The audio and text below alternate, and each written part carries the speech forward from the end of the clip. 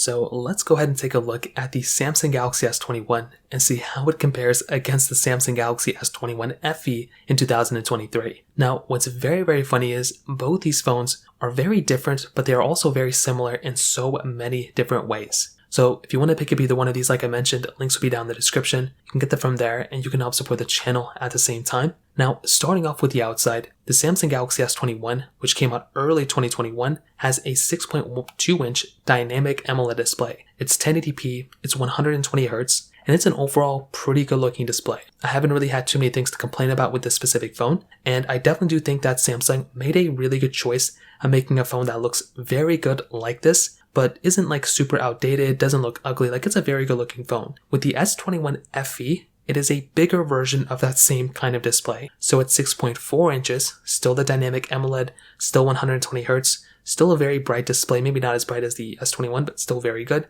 1080p. But with this one, it's a little bit bigger. So you're getting like still the same type of design, but I do think the S21 FE's design is a little bit more in favor of like the S22 rather than the standard S21. I also do think there's a little bit less bezel on the S21 FE's display, which is kind of funny. They both have USB-C ports on the bottom. Both do not have microSD card slots, so keep that in mind. That's a similar thing between both. And on the back, you're getting pretty much, I would argue, the same type of styling, but the S21 FE's is probably more in line with something like the S22. So they're both plastic backs, but they're like frosted plastic backs, so they still feel kind of okay, but like it's definitely plastic. Triple camera setups on the back as well. Wireless charging, reverse wireless charging, IP certification. You have very good feeling phones between both, but you can definitely tell, in my opinion, that the Galaxy S21 is probably the more of the flagship, but the FE is still holding up very well, and it's a little bit over a year old, but that is supposed to be the cheaper model of the S21, if that makes any sense. Now, in terms of the cameras on the outside, you're getting triple cameras on both. So you're getting wide, ultra-wide telephoto lenses between both the panels, and you're getting basically like,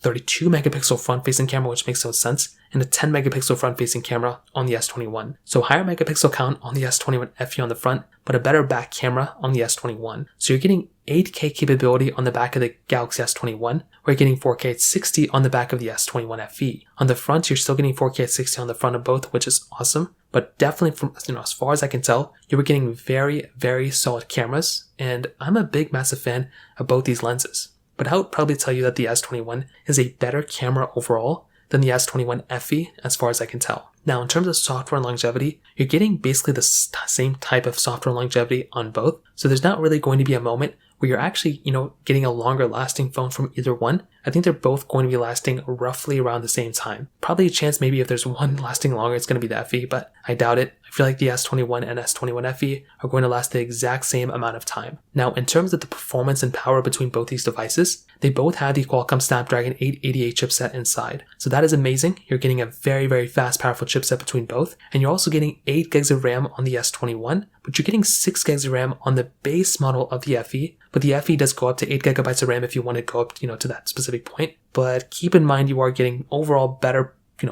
more powerful chipset on the S21 than the S21 FE, technically because of the RAM and everything like that. So that means games and everything are going to be probably a little bit more powerful depending on the variant, but they're very similar, and there's really not going to be one that's going to be exponentially better than the other one. But I would probably err to the S21 being the better performing phone, but it's still very similar across the board between both these phones. In terms of battery life, the FE might be the winner here. You're getting a 4500 mAh battery on the S21 FE, a 4000 mAh battery on the standard S21. So that might be a little bit of an advantage on that device. So that's probably another big thing to keep in mind there too. So to kind of sum up this whole entire video, I would probably say that the S21 FE is probably going to be the better phone for some people because it's cheaper and it's a little bit of a better battery life and some things here and there. But the S21 is more of a flagship still, and that would probably be the phone I would recommend a majority of people to buy. It's smaller, you're still getting good battery life, good performance, good everything across the board, but it's also